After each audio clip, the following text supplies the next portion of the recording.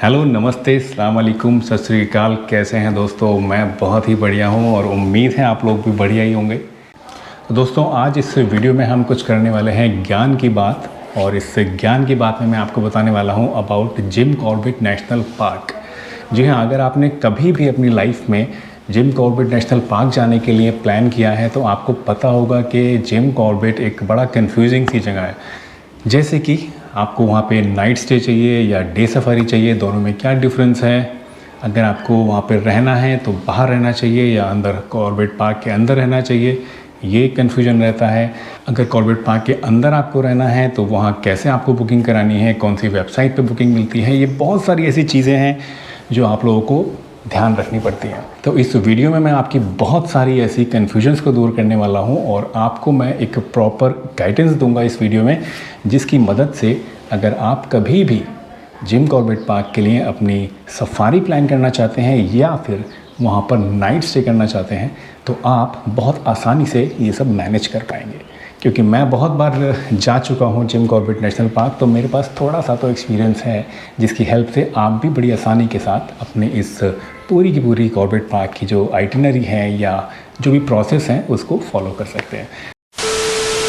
तो सबसे पहले तो हमारे लिए जानना ज़रूरी है कि जिम कॉर्बेट नेशनल पार्क है कहाँ पे। जिम कॉर्बेट पार्क जो है वो सिचुएटेड है रामनगर में।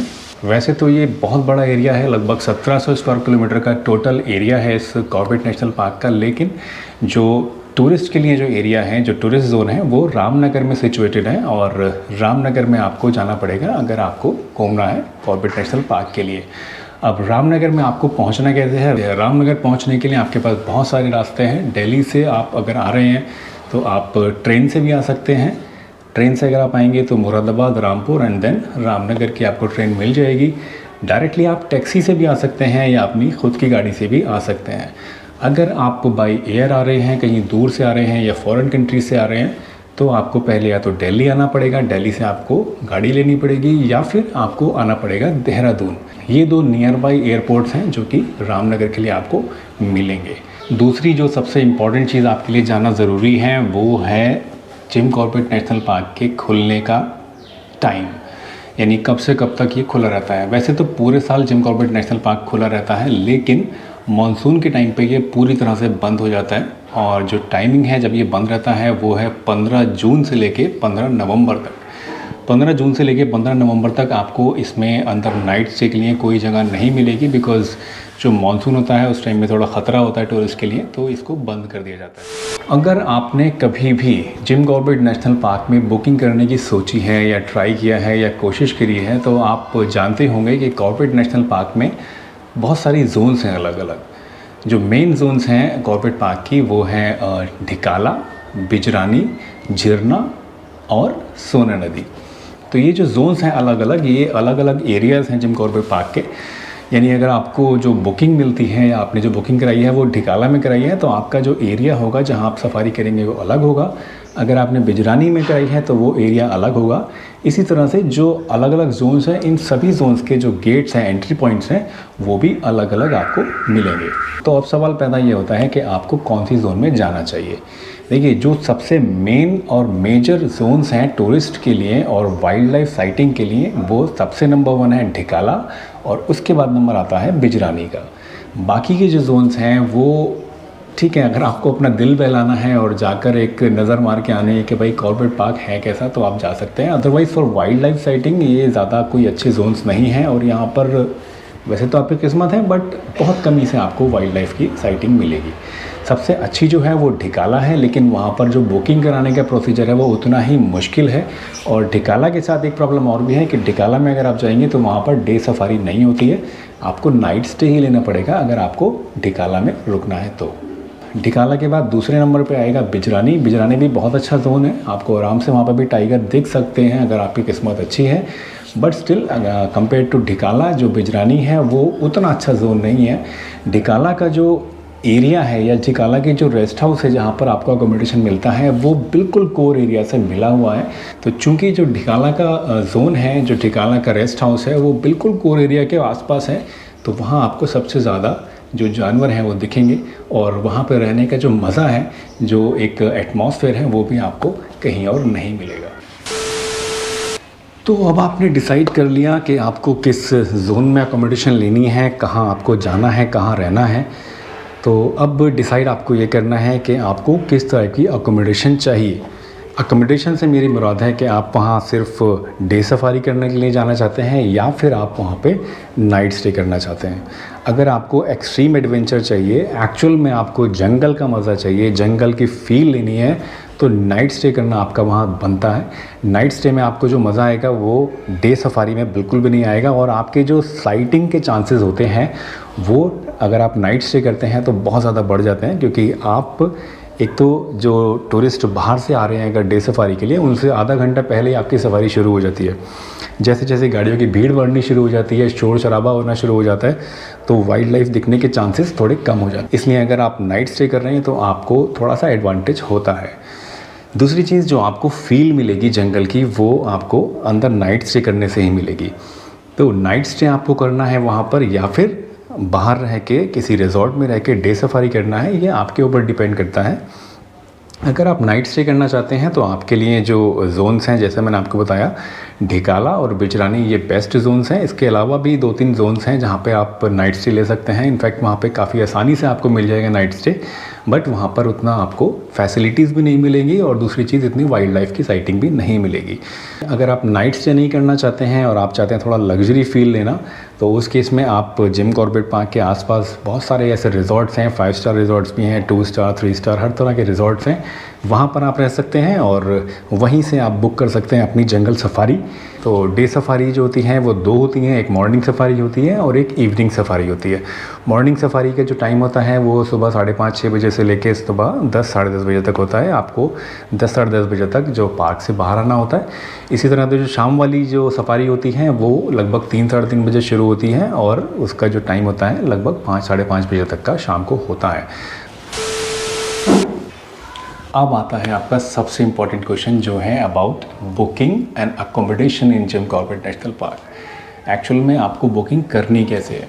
देखिए, अगर आप जिम कॉर्बेट पार्क के बाहर रह रहे रिजॉर्ट में तो आपके लिए कोई इशू ही नहीं है। आपको जाना है किसी भी वेबसाइट पर, जैसे कि makeMyTrip.com है या फिर hotels.com है, किसी भी इस तरह की वेबसाइट पे जाइए, रामनगर टाइप करिए, इसमें अपनी डेट्स डालिए और अकोमोडेशन फटाफट बुक कर लीजिए।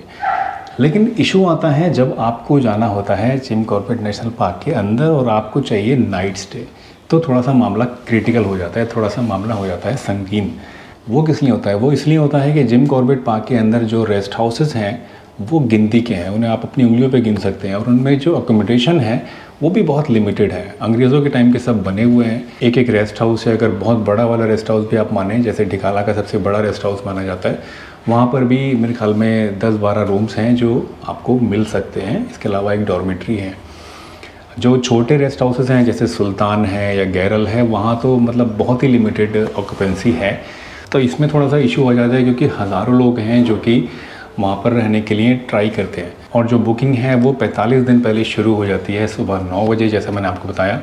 तो एक ही टाइम पे हज़ारों लोग होते हैं जो ट्राई कर रहे होते हैं। तो इसमें आपका लक डिपेंड करता है कि आपको अकोमोडेशन मिल पाती है या नहीं मिल पाती है। इसके लिए एक बहुत ईजी सा भी सॉल्यूशन है, लेकिन अगर आपकी पॉकेट अलाउ करे तो वो जो ऑप्शन है वो है थ्रू एन एजेंट। अगर आप किसी एजेंट के थ्रू अपनी बुकिंग कराते हैं तो उस केस में आपको थोड़ा सा इजी हो जाता है, क्योंकि उन लोगों का पता नहीं क्या जुगाड़ होता है। वो लोग आपको 45 दिन पहले अगर आप उनसे बोलेंगे आराम से बुक करके दे देंगे। इवन वो 2 नाइट की आपके बुकिंग भी दे देते हैं। अगर आप खुद बुकिंग कराते हैं तो 2 नाइट्स की बुकिंग लेना ऑलमोस्ट इम्पॉसिबल है आपके लिए।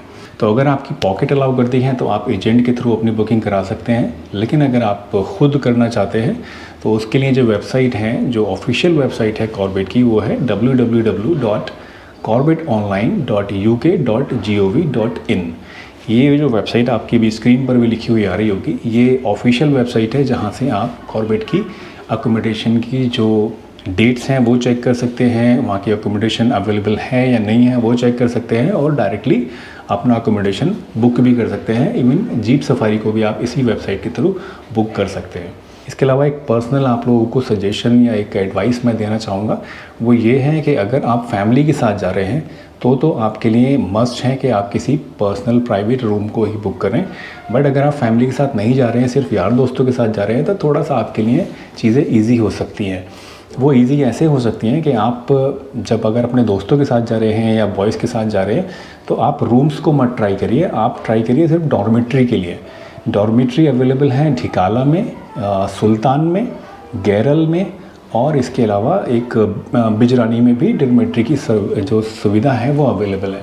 तो डॉर्मेट्रीज़ क्या होती हैं? डॉर्मेट्रीज़ में आपको कॉमन लैट्रिन बाथरूम मिलेगा और एक सिंगल रूम या सिंगल हॉल होगा जिसमें या तो बंक बेड्स होंगे या फिर साइड में सबके बराबर बेड्स लगे हुए होंगे।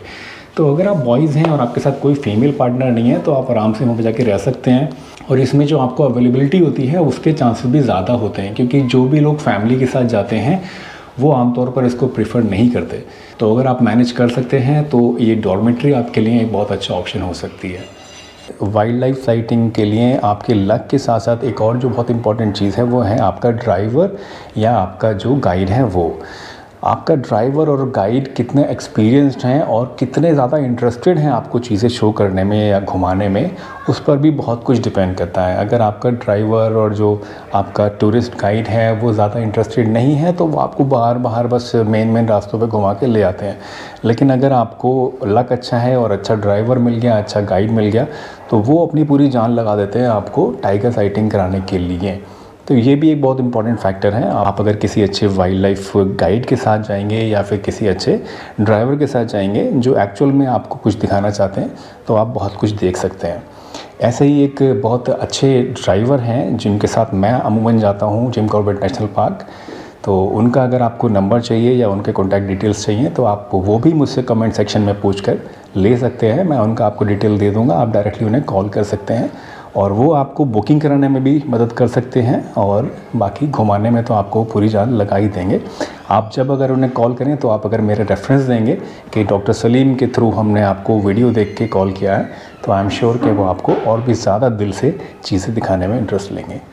खाने पीने की जहाँ तक बात है तो कॉर्बेट नेशनल पार्क में आप अपने साथ अपना खाना पीना भी लेके जा सकते हैं, बशर्ते कि वो नॉन-वेज फूड नहीं हो और अल्कोहल नहीं हो। ये दो चीज़ें बिल्कुल स्ट्रिक्टली वहाँ पर प्रोहिबिटेड हैं। जो बिजरानी है और जो ढिकाला रेस्ट हाउस है वहाँ पर कैंटीन फैसिलिटी बढ़िया वाली अवेलेबल है, बुफे सिस्टम है। तो आप अगर वहाँ जा रहे हैं तो आपको कुछ भी कैरी करने की ज़रूरत नहीं है। नाइट के लिए कभी अपना ले सकते हैं मज़े के लिए कुछ खाने पीने के लिए चिप्स वगैरह, लेकिन खाने की कोई आपको टेंशन लेने की ज़रूरत नहीं है।